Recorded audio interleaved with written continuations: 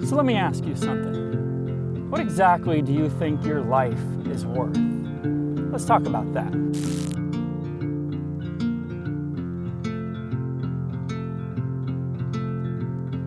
Well, hello brothers and sisters, happy Friday and welcome to Mission Zero. If this is your first time here, my name is Shawn and this is FlashBack Friday, the show where we take stories from the past and apply them to the present to create a better future.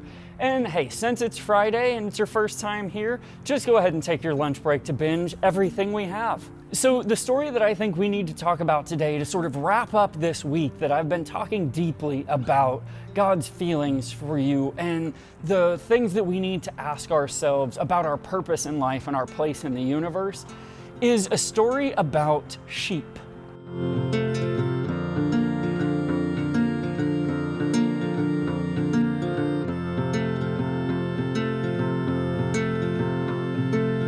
Okay, so the story that I'm talking about comes out of Matthew chapter 18, and we're going to pick up around 11 and end around 20. So the beginning of this is that Jesus is teaching the disciples, and he says in verse 11, "For the Son of Man came to save that which was lost." What do you think? If a man has 100 sheep and one wanders off into the hills, doesn't that man go chase after the one and leave the 99 behind? And when he finds that one, isn't he more joyous about that one than the 99 who never went astray? So it is with the Father, whose will it is that none of these should perish. And the these he's talking about is people. But then he takes what seems to be sort of a left turn to say that if your brother has offended you, go and make amends with him. And if he won't hear you, take a couple of other people. And if he still won't hear you, take him in front of the whole congregation. And if still he won't listen, then treat him as though he's become lost again.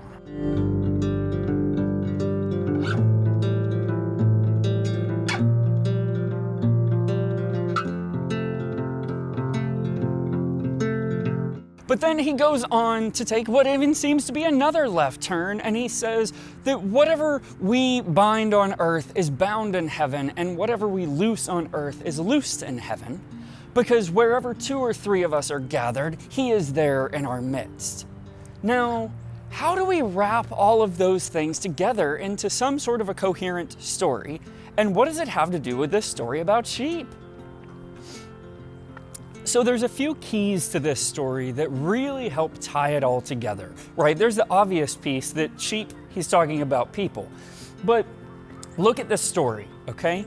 When 100 sheep and one goes astray, the shepherd, God, will stop at nothing to retrieve that one.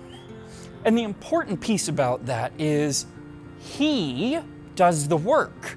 Now that is the key to understanding the rest of it.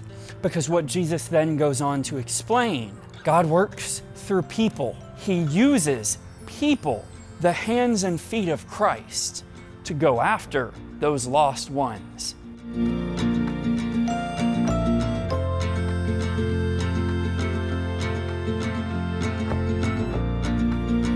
So what Jesus is saying when he says that what we bind on earth is bound in heaven and what we loose on earth is loosed in heaven is that, as with any human kingdom, the citizenry sets the culture and the practices of the kingdom of God. That responsibility is enormous. We have upon our shoulders the task of determining how things will run in heaven. There is no hard and fast rule of what can and can't be done. We set the practices, the things that are important to hold, and the things that are flexible. And so what I have for us today is 2 different exhortations, depending on where you are in your life. And I don't know, maybe you're in both.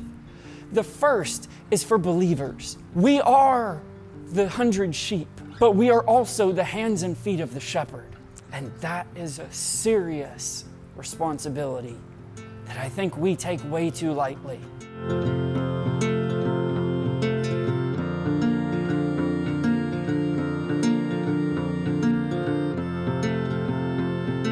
But the second exhortation that I have for us today is for everyone else.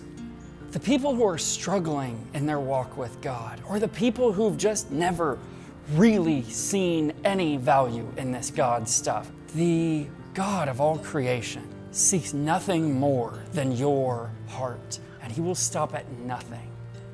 There is no boundary to what He will do to win your heart.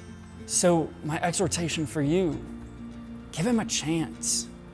Let down the walls.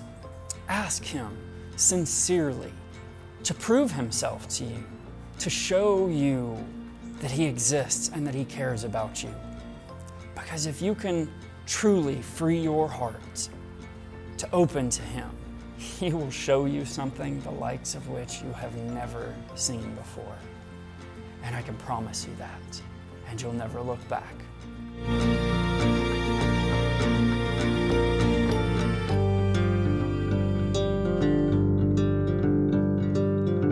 So there you go. Take this message, whatever piece of it you can hold on to, and use it to become the you-iest you that you can be.